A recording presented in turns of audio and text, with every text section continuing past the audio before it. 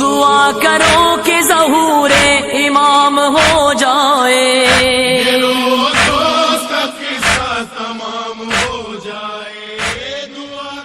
محترم اب یہ قرآن کے دستورات ہیں، یہ سادی سی میں ترجمہ کر رہا ہوں، کوئی اس میں کوئی بڑی بات نہیں ہے، آپ سب ماشاء اللہ اہل علم ہے.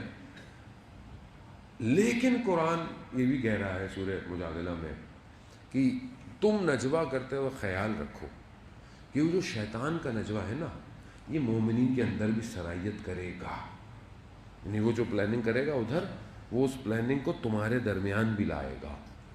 وہ کہا ہے کہ تم بچنا کہ شیطان کا نجوہ نہ ہو، یعنی تم کہیں اس کی اس پلاننگ کے حصے میں شامل نہ ہو جانا.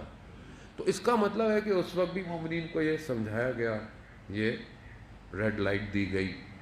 اس کا مطلب ہے کہ کوئی پلاننگ چل رہی ہے بیک اینڈ پہ. اچھا، یہ پلاننگ کیا ہے؟ رسول کے مقابلے میں آنا ہے، دشمن قرار دینا ہے، یعنی فقہ کے مقابلے میں فقہ لاؤ، اخلاق کے مقابلے میں اخلاق لاؤ، اعتقاد کے مقابلے میں اعتقاد لاؤ. یہ بہت بڑی پلاننگ ہے، یہ چھوٹی پلاننگ نہیں تھی، یہ پوری تھی. کیوں؟ کیونکہ رسول کے مقابلے میں آنا ہے. حد جو ہے حدود نظام الہی ہے نا، ان حدوں کو توڑنا ہے. کیسے توڑیں؟ اب دشمن تو اعلان بولتا ہے کہ بھئی میں آپ سے دشمنی کر رہا ہوں، میں آپ کو دشمن، آؤ لڑو، جان چھڑاؤ، ختم. نہیں، یہ سرگوشیاں کرتے ہیں، یہ پلاننگ کرتے ہیں، سامنے آتے ہیں آپ کی تعریف کرتے ہیں، پیچھے یہ پلاننگ کر رہے ہیں. اب اس کو اگر آج آپ زمانے میں دیکھیں، کہ آج اپنے زمانے میں دیکھیں، آج آپ کے زمانے میں یہ نجوہ ہو رہا ہے، یہ پلاننگ ہو رہی ہے، یہ پلاننگیں کر رہے ہیں. کس کے مقابلے میں؟ اسلام کے مقابلے میں. اسلام کیا ہے؟ رسول خدا لے کر آئے.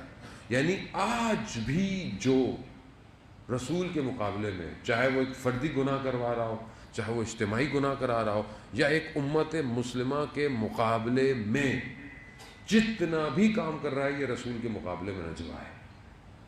آج بھی یہ نجوہ ہو رہا ہے، اور یہ بیٹھ کر نجوہ کرتے ہیں، پلاننگ کرتے ہیں، اس کے بعد یہ نیچے، اور یہ مومنین میں بھیج رہے ہیں. اور ہم کیا کر رہے ہیں؟ ہم اس نجوے کا شکار ہو رہے ہیں. یہ جو کچھ بھی ہو رہا ہے، چاہے مسلمانوں کو آپس میں لڑاؤ، چاہے فرقوں کو آپس میں لڑواؤ، چاہے قوموں کو آپس میں لڑواؤ، اصل دشمن اسلام سے ہے، ان کو آپ سے نہیں ہے. یہ اوپر سے دیکھتے ہیں، ان کو کوئی نہیں فرق پڑتا، سنی مر رہا ہے، شیعہ مر رہا ہے، انہیں کوئی فرق نہیں پڑتا ہے نا. دونوں مرو، آپس میں مرو، لڑو مرو، انہیں کوئی فرق نہیں پڑتا. امام خمینی کا مشہور جملہ کہ تم ہاتھ باندھنے اور ہاتھ کھولنے میں لڑ رہے ہو، وہ تمہارے ہاتھ کاٹنے میں لگا ہوا ہے.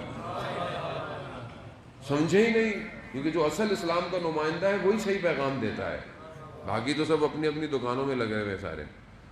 وہ اوپر سے لگا ہوا ہے، دشمنی کر رہا ہے. پھر آپ نیچے اتریں، اور آپ آپس میں مومنین آپس میں اختلاف رکھتے ہیں، الگ الگ، کوئی یہ ہے، کوئی وہ ہے، کوئی فلانا ہے، کوئی فلانا ہے، کتنے ہمارے اندر بھی ماشاءاللہ. لیکن جو دشمن ہے وہ کیا بولتا ہے؟ شیعہ کافر. اس کو یہ نہیں پتا کہ ماتمی ہے، نمازی ہے، انجمن ہے، ٹرسٹ ہے، مولوی ہے. نہیں، وہ شیعہ، اور شیعہ آپس میں. اس کا مطلب اس کا نجوہ یہاں بھی آیا ہوا ہے، یعنی اس کا بہت بڑا نجوہ ہے. یہ اس نے پلاننگ کی ہے، سرائیت کی ہے، خاموشی سے بیٹھ کر، اور اس کو نیچے تک لے کر آیا. اور ہم اس کو سمجھ ہی نہیں پا رہے ہیں کہ ہمارے ساتھ ہو کیا رہا ہے، جبکہ اتنا بڑا کام ہے. اس کے علاوہ کوئی اور جگہ نہیں ہے جو آپ کو یہ ساری باتیں بتائے گا. دنیا کی کوئی university, Harvard university, Oxford university آپ کو یہ نہیں بتائے گی کہ امام تک پہنچنا کیسے ہے. یہی درسگاہ کربلا ہے جو آپ کو وہاں لے کے جائے گی. یہ اب اسی کو انہوں نے بولا اس سسٹم کو بھی خراب کرو.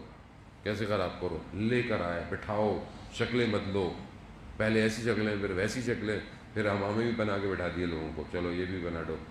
اب آپ کو خود دیکھنا ہے کہ یہ جو نجوہ ہے یہ شیطان کا ہے یا الہی نجوہ ہے. یہ آپ کو خود سمجھنا پڑے گا. مطلب اب آپ کو ہر شخص کو ایک ایک انگلی پکڑ کے تھوڑی لے کے جا سکتا ہے آدمی. تو آپ خود باعقل ہیں جب آپ اپنی زندگی کے باقی معاملوں میں اتنے سمجھدار ہیں کہ کونے والا پلاٹ نہیں لینا، فلانا پلاٹ نہیں لینا، ایسٹ نہیں لینا، ویسٹ نہیں لینا، کھڑکی یہاں کھلنی چاہیے، وہاں نہیں کھلنی چاہیے، ہوا یوں نہیں آئے گی، وہاں نہیں آئے گی، یہ گلی چھوٹی ہے، یہ گلی چوڑی ہے، یہاں تو اتنے آپ لگے ہوئے ہیں، اور آخرت کے پلاٹ میں کوئی فکر نہیں ہے ہماری.